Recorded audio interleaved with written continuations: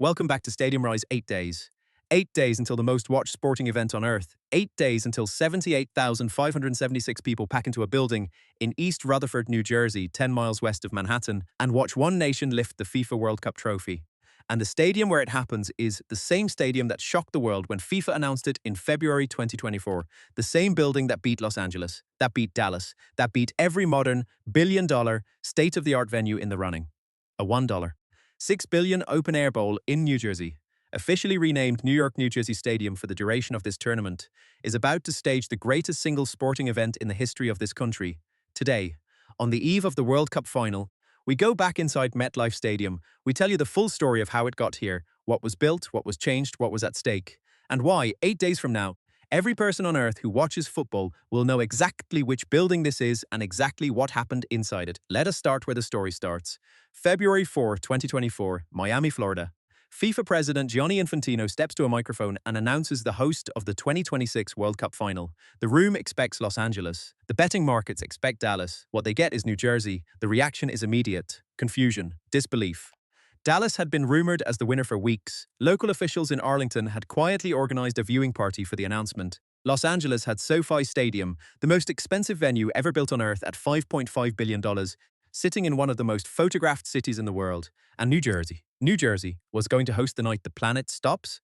3 stadiums had made serious bids: SoFi Stadium in Inglewood, California, AT&T Stadium in Arlington, Texas, MetLife Stadium in East Rutherford, New Jersey. Each one had genuine arguments. Each one had a problem. Start with SoFi, $5.5 billion, a translucent roof, 70,000 seats, the Los Angeles market, global broadcast appeal, the most architecturally extraordinary sports venue built in the 21st century. On paper, SoFi should have won before the conversation even started, but underneath all that glamour was a problem FIFA could not ignore. SoFi Stadium was designed primarily for American football with a field that is 69 yards wide, narrower than FIFA's recommended dimensions. Widening the pitch meant removing seats from the lower bowl, and once those seats were removed, capacity dropped well below the 80,000 minimum FIFA requires for a World Cup final.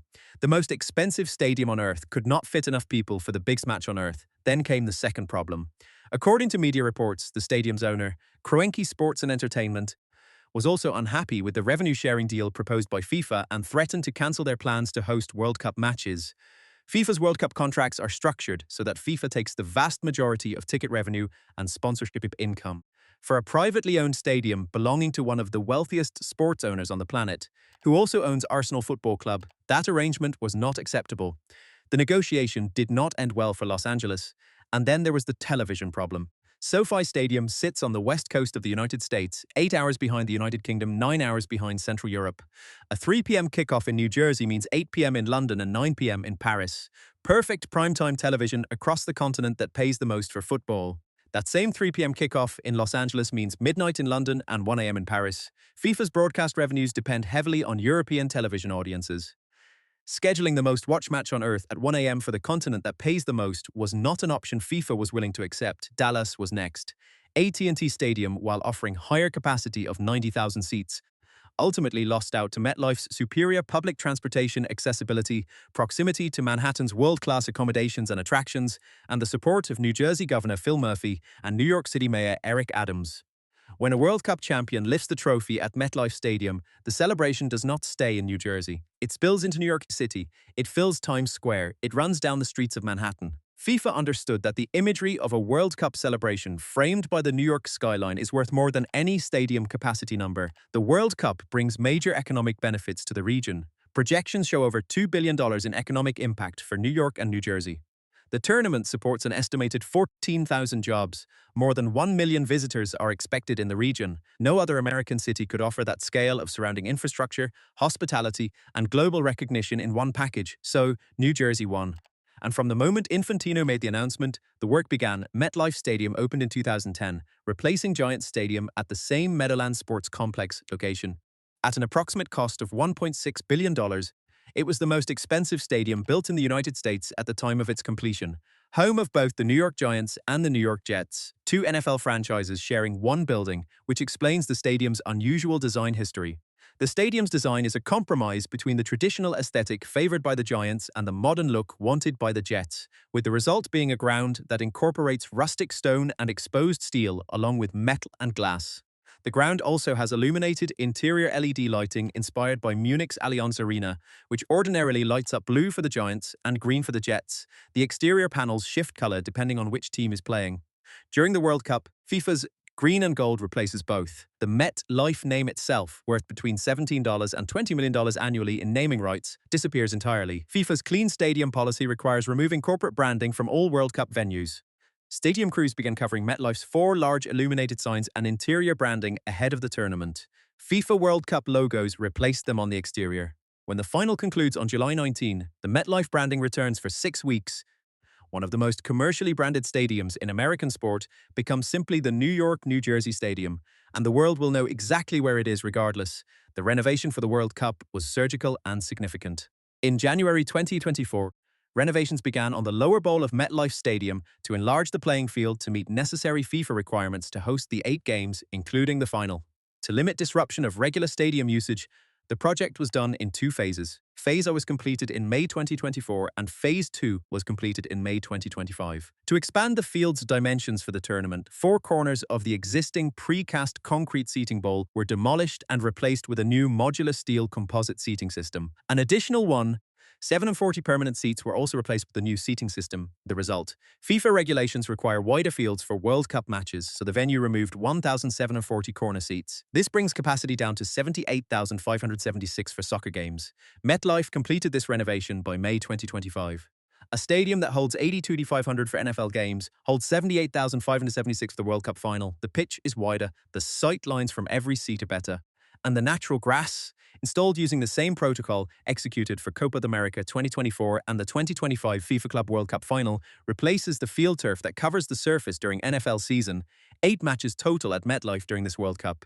MetLife will host 5 group stage matches, a round of 32 clash, a round of 16 match, and the final. The stadium schedule kicked off with a heavyweight matchup: Brazil versus Morocco, France versus Senegal, Norway versus Senegal, Ecuador versus Germany, Panama versus England. 6 weeks of football building toward one night. This city does not get one World Cup evening. It gets the entire tournament building toward its conclusion. There is a heat story that almost nobody is discussing openly, but that FIFA has been managing quietly. FIFPro, the Global Players Union, categorized MetLife Stadium as a high-risk venue for heat-related issues, citing the July summer heat in the New Jersey area.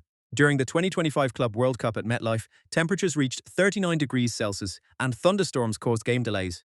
Experts have suggested that FIFA consider scheduling the final for an earlier kickoff time to mitigate heat risks. However, FIFA remains committed to the 3 p.m. start time, balancing player safety with commercial interests tied to European and Asian television audiences. That tension, player safety versus television revenue, is the silent negotiation behind every decision FIFA makes. The 3 p.m. kickoff in New Jersey delivers 8 p.m. in London and 9 p.m. in Paris. Move it earlier and the European numbers drop.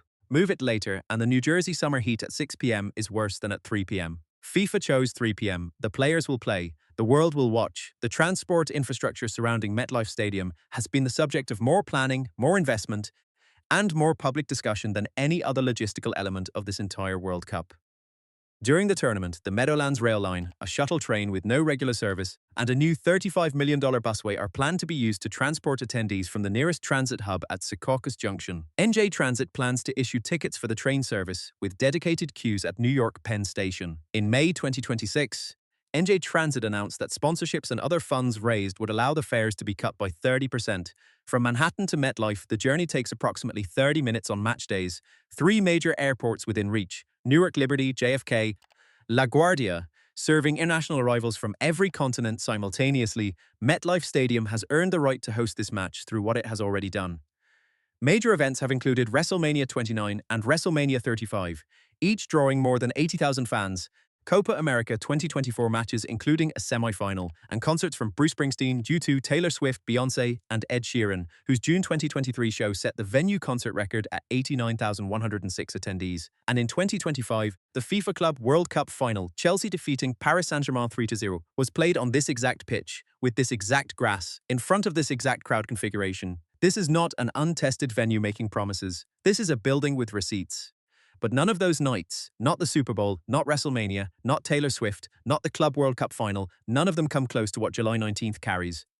The July 19, 2026 World Cup final is expected to exceed all of them in global reach, as the 2022 Qatar final was watched by an estimated 1.5 billion people, 1.5 billion, simultaneously, on every screen, in every time zone, in every language, the most watched single event in the history of organized human sport. And it happens here, in East Rutherford, in New Jersey, 10 miles from Manhattan. In a building that cost $1.6 billion, opened in 2010 and beat Los Angeles and Dallas to earn the right to stage it, it will be the first halftime show in the history of the FIFA World Cup. A World Cup final with a Super Bowl-style halftime performance. The Americanization of football's greatest night, debated furiously by traditionalists and embraced enthusiastically by the culture of the city that surrounds this building. New York does not do anything quietly. It does not do anything small, and the World Cup final in New York, New Jersey Stadium will not be quiet or small. 8 days. The build-up is already extraordinary. Fan zones stretching from MetLife's car parks into the streets of East Rutherford and beyond into Manhattan. Times Square transformed into a football plaza for the week of the final. Hotels across Manhattan, Brooklyn, and New Jersey sold out since November 2024. Transport systems running at capacity from Newark to JFK to Penn Station, and in the center of all of it, this building. This $1.6 billion open-air bowl, the one that beat Los Angeles, the one that beat Dallas, the one that Gianni Infantino chose when nobody expected him to, the one that has spent 2.5 years being rebuilt, expanded, renovated, and prepared for precisely this moment. On July 19, 2026, at 3 p.m. Eastern Time, two nations will walk out of this tunnel. 78,576 people will rise from their seats. And somewhere in this building, under this open New Jersey sky, with the Manhattan skyline visible on a clear afternoon, one player will lift the FIFA World Cup trophy, the stadium that beat Los Angeles, the building that earned this MetLife Stadium, July 19. 8 days. If you enjoyed this, like, subscribe, and hit the bell. See you next week.